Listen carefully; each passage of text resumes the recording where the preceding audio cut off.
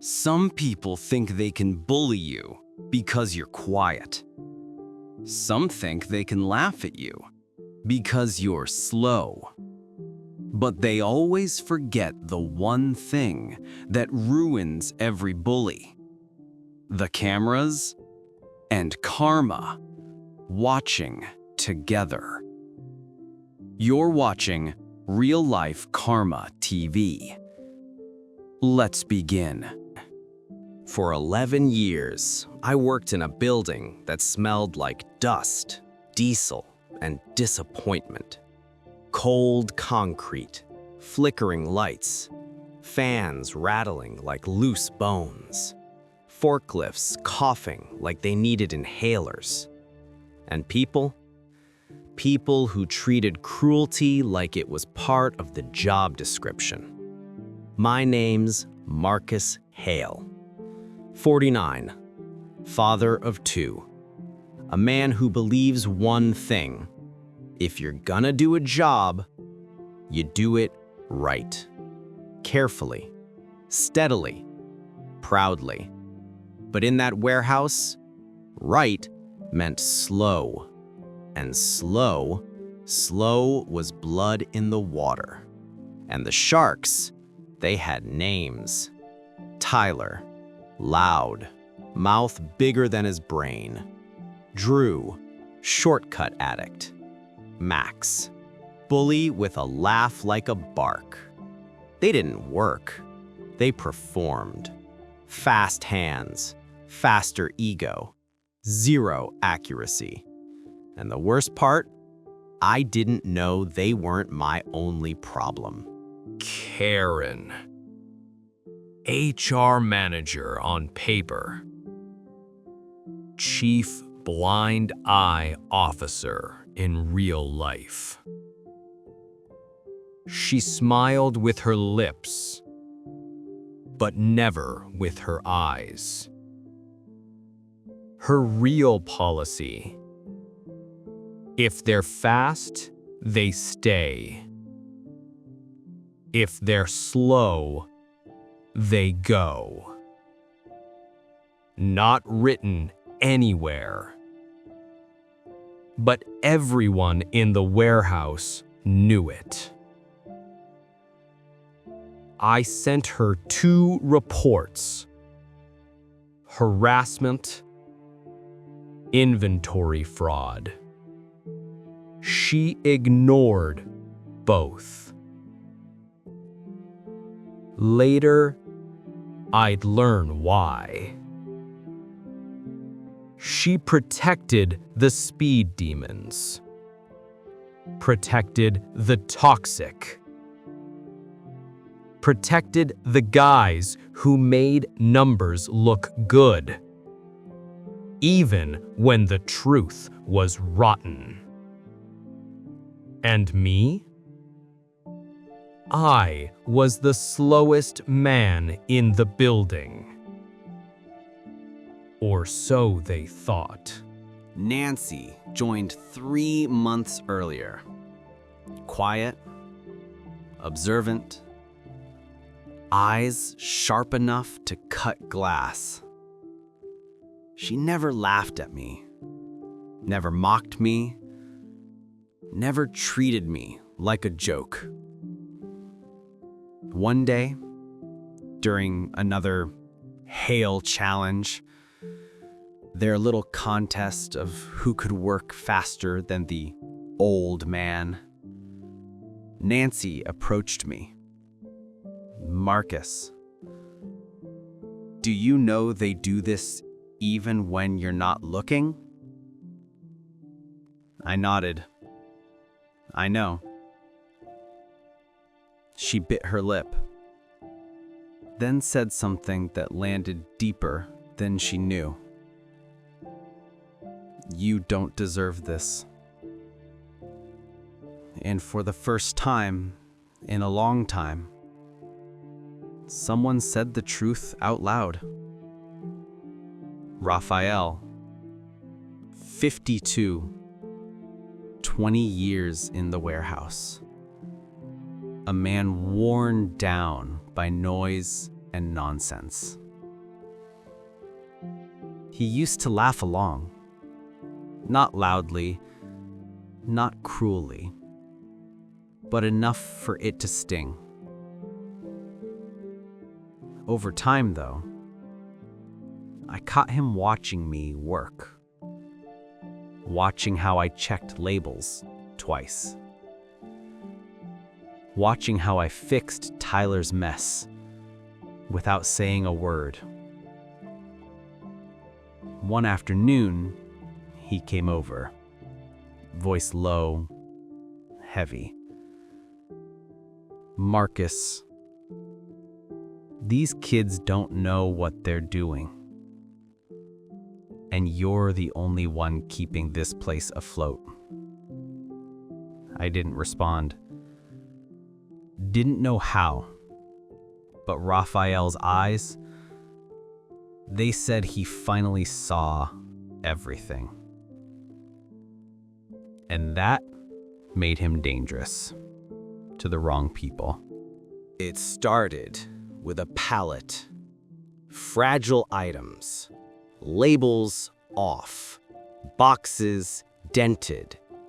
I noticed immediately. Then, behind me, the hyenas. "Let Grandpa figure it out." "He'll finish scanning around Christmas." Then Drew did it. The action that changed everything.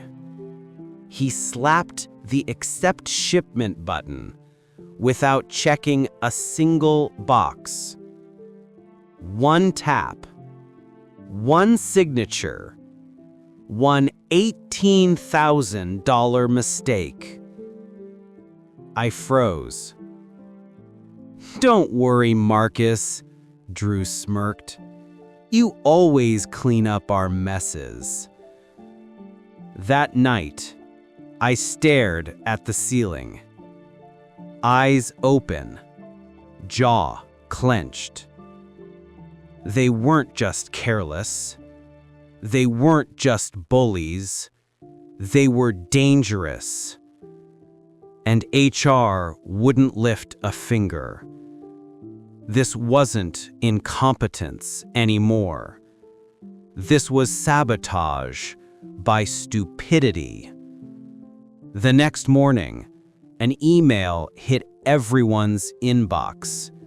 "CEO Jonathan Pierce will conduct a full operational audit next Monday." The warehouse transformed instantly. The guys who ignored warnings suddenly read every barcode. The ones who mocked me started following protocol. Everyone pretended they'd been perfect all year. Except Nancy. She came to me quietly. "Marcus, you should talk to the CEO." I shook my head. "I don't want trouble." Nancy whispered, "It's already trouble." Sunday night, 11:37 p.m. Nancy couldn't sleep. Her conscience was louder than her fear.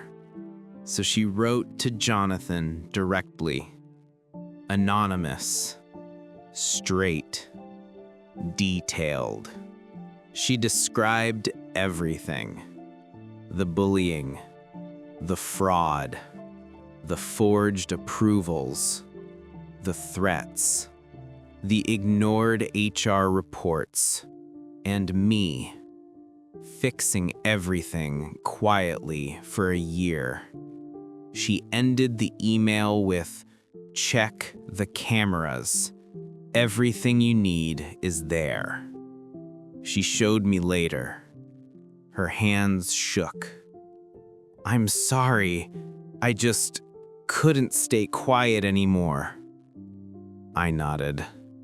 "You did the right thing." Monday, 7:52 a.m.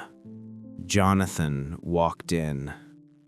Gray jacket, cold eyes, measured steps. But he wasn't alone. 2 corporate investigators followed. Clipboards, no smiles, no mercy. The entire warehouse froze. Jonathan looked around like he was reading a crime scene.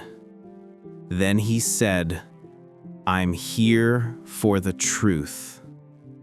All of it. Let's start with the cameras." Every heart in that warehouse stopped beating.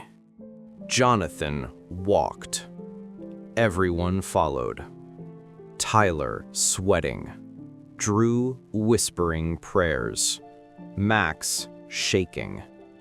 Karen nearly fainting. She tried one last attempt. "Sir, maybe we should review." Jonathan didn't even look at her. No. He kept walking.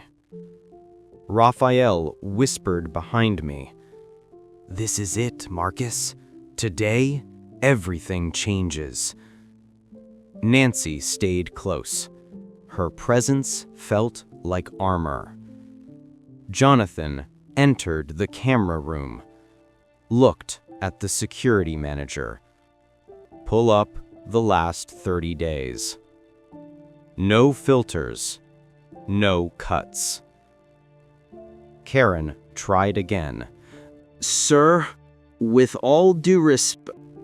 Jonathan turned his head slightly. Just slightly. Karen went silent. The door closed. The truth finally had the floor. The room felt colder than the warehouse. No forklifts humming, no voices echoing. Just tension, thick enough to choke on.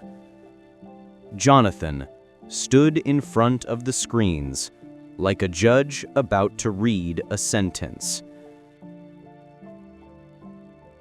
Security queued up the footage. 30 days. 18 cameras.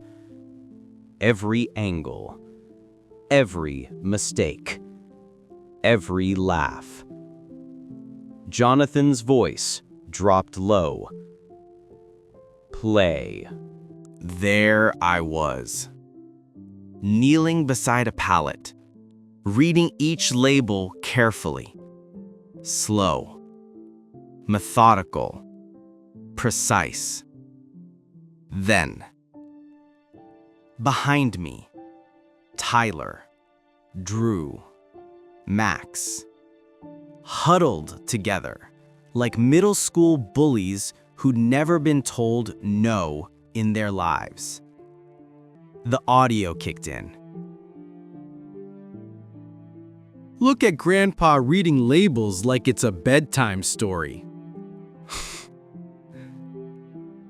Count the seconds. Maybe he'll finish before retirement. Slow motion Marcus 0.25x.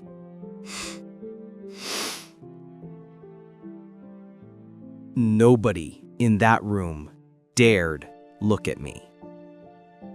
Karen looked at the floor. Even the investigators looked uncomfortable.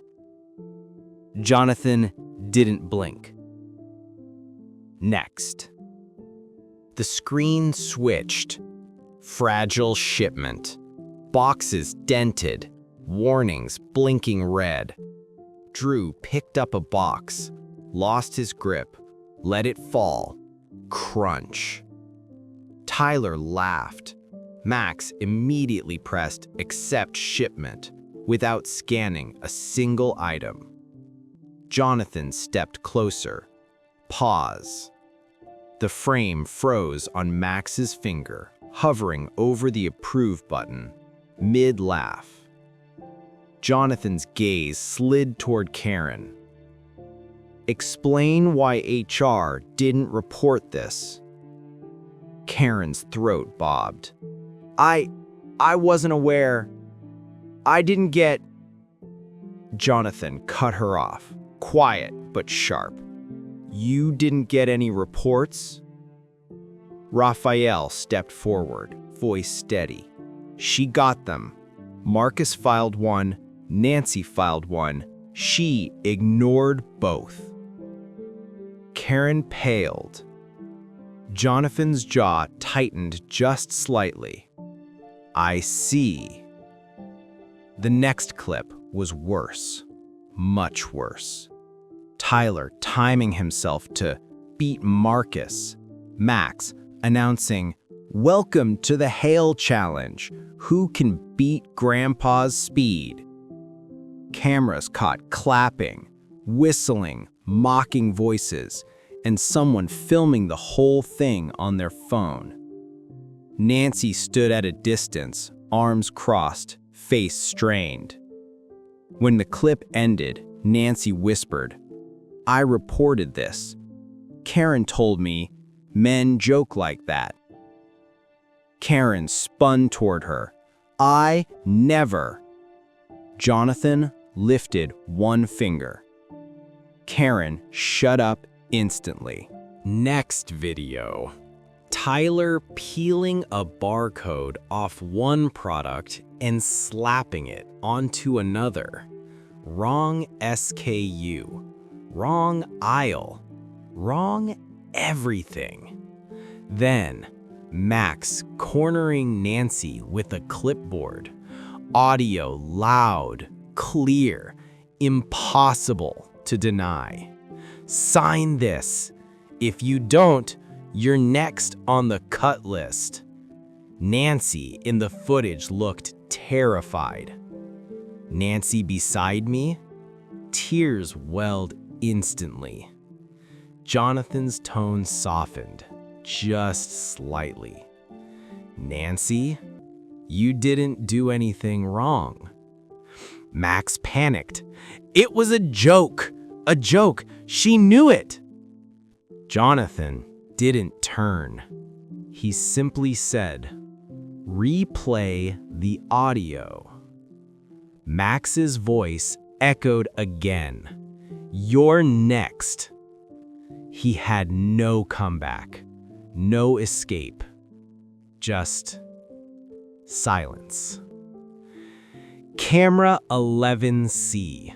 Me, alone, fixing mislabeled pallets, missing scans, wrong placements, sloppy stacks.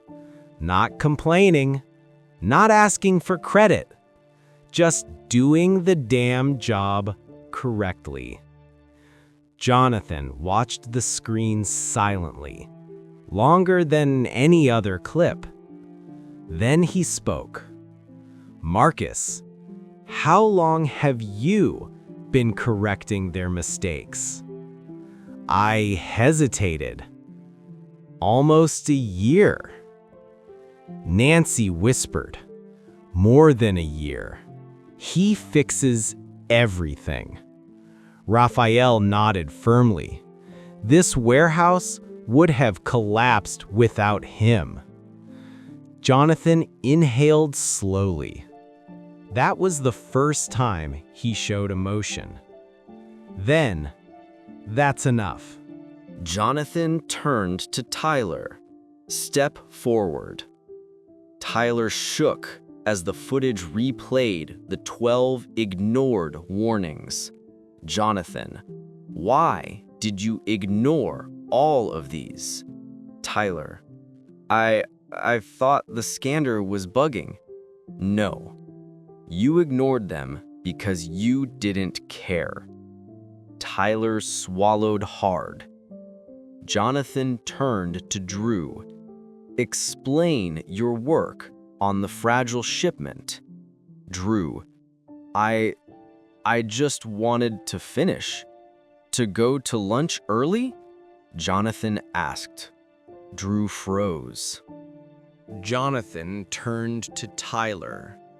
Step forward. Tyler shook as the footage replayed the 12 ignored warnings. Jonathan, why did you ignore all of these? Tyler, I thought the scanner was bugging. No, you ignored them because you didn't care. Tyler swallowed hard.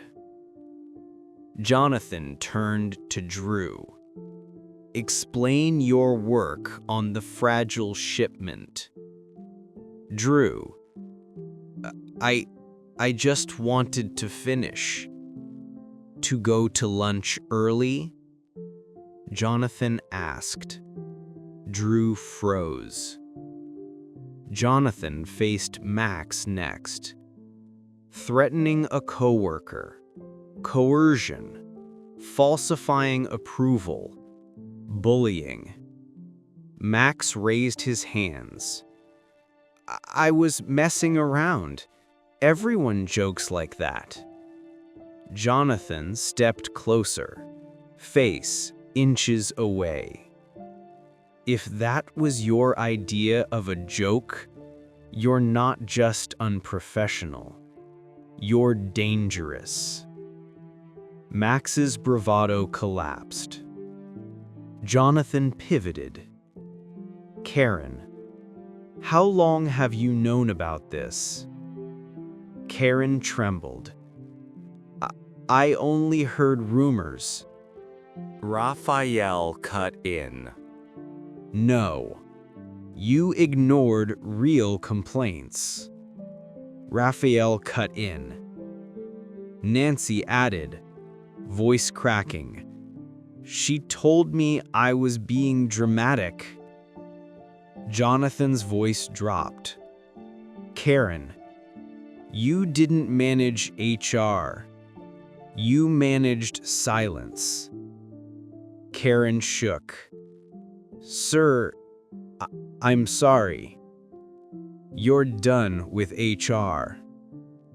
Jonathan said, we'll discuss your future here later. Karen's face collapsed with dread. Jonathan stepped forward. You three. He pointed at Tyler, Drew, Max. You're done here. Silence for half a second. Then chaos. No, please. You can't. It was just jokes. Marcus is slow. Why is he... Enough. Jonathan's voice cracked through the room like thunder. Marcus wasn't the problem. Your character was. He looked at the investigator. Remove them. Security stepped in. The men begged, pleaded, blamed each other, dropped excuses like broken glass. But karma? Karma doesn't take negotiations. They were escorted out. Jonathan turned to me with a voice suddenly soft. Marcus, walk with me. Nancy squeezed my arm gently. You deserve this. Raphael nodded. About damn time. I followed Jonathan into his office. Door closed. Silence again. Jonathan sat, gestured for me to sit. Marcus, he began, you weren't just doing your job. He slid a folder toward me. You were doing everyone's job. I opened it. Pages of shipments I'd fixed, losses I prevented, errors I corrected. Jonathan said, you saved this company almost 6 figures in 1 year. My chest tightened. "Sir, I was only—" He raised a hand. "No more minimizing. You carried this warehouse." He leaned back. "And because of that, I'm promoting you." I froze. Marcus Hale. "I want you to become the new warehouse operations manager." I swallowed. "Yes." Jonathan smiled. "You start today." 30 minutes after the camera room verdict, Jonathan gathered the entire warehouse. Everyone stood there. The quiet ones, the guilty ones, the ones who laughed, the ones who looked away, the ones who pretended nothing happened. Jonathan stepped forward. "I have an announcement." His voice carried across the concrete walls. "Effective immediately. Marcus Hale is the new warehouse operations manager." Gasps, whispers, shock spreading like a wave. Some clapped, some froze, some swallowed hard, realizing their role in what happened. And then, like karma had scheduled the timing itself, security escorted Tyler, Drew, and Max back into the warehouse to collect their personal belongings.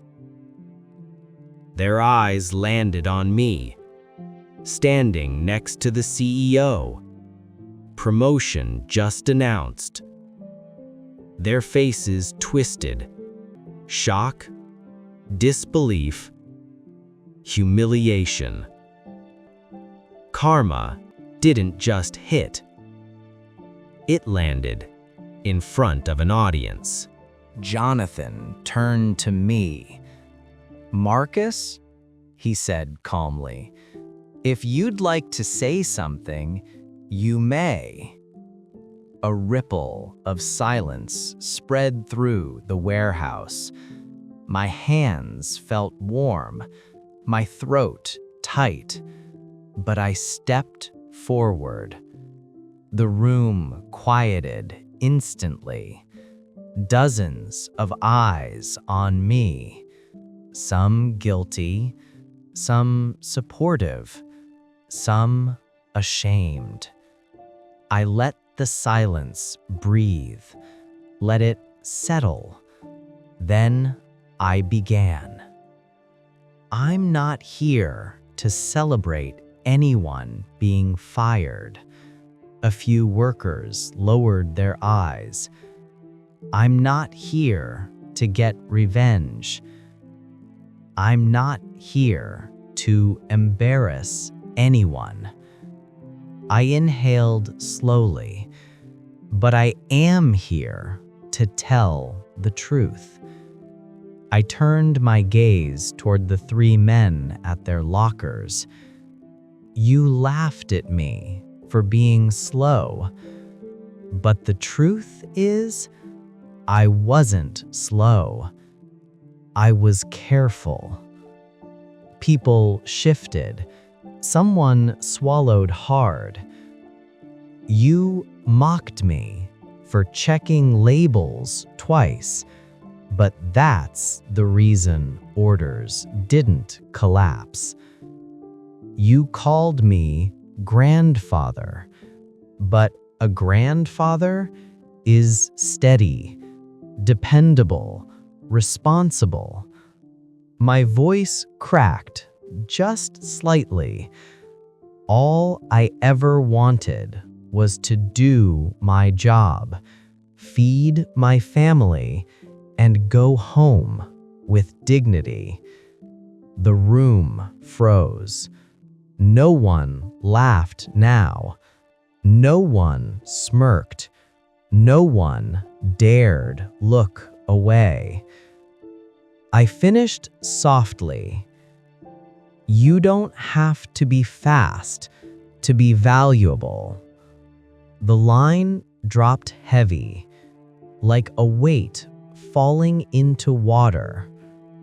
Even Jonathan paused, impressed. Jonathan stepped beside me. Well said, Marcus. Then he faced the entire warehouse. What happened to Marcus will never happen here again. His eyes locked on to Tyler, Drew, and Max. You didn't lose your jobs because Marcus was slow.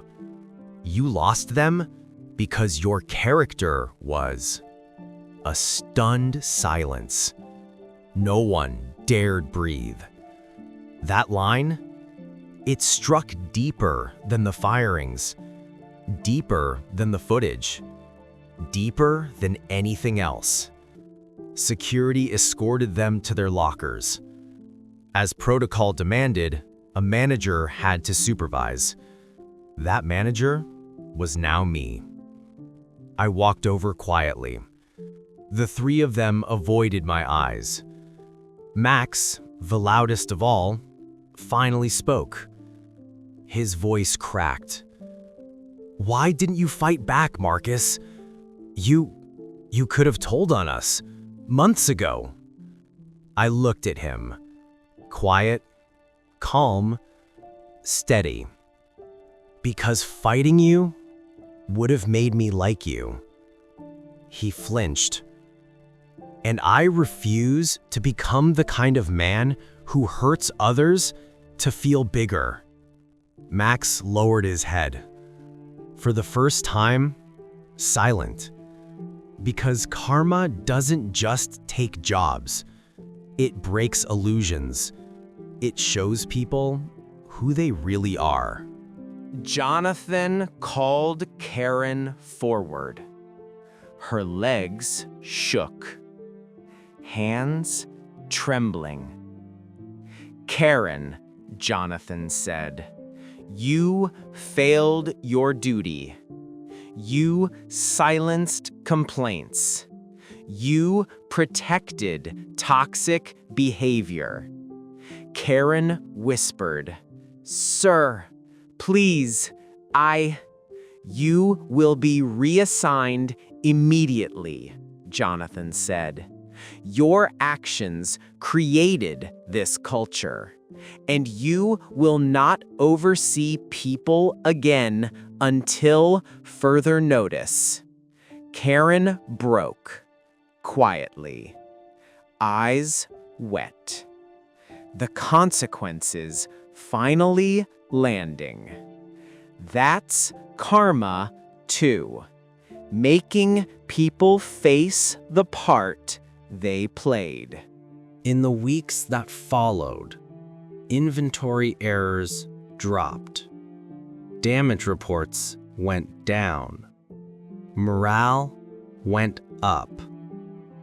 People worked slower, but right. Nancy smiled again. Raphael started training new hires his old, careful way. People apologized, some directly to me, some silently through their actions. The warehouse changed, not because of policies, but because they saw what happens when karma finally clocks in. I didn't yell. I didn't threaten. I didn't intimidate. I led, calmly, firmly, with the same patience they once mocked. And slowly, they followed. Karma isn't loud. It isn't rushed. It isn't messy. Karma waits. It observes. It collects interest. And when the moment is finally right, it hits exactly where it needs to. The men who mocked me lost the jobs they never respected. The HR manager who silenced me lost the authority she misused. And the man they called slow became the one they now follow. You're watching Real Life Karma TV. If this story hit home, tap like, drop a comment, and subscribe for more real-life stories where karma does what karma does best. And hey, if you have a story about justice, revenge, workplace betrayal, or karma striking hard, send it to reallifekarmatv@gmail.com. One day, your story might be the next one we bring to life.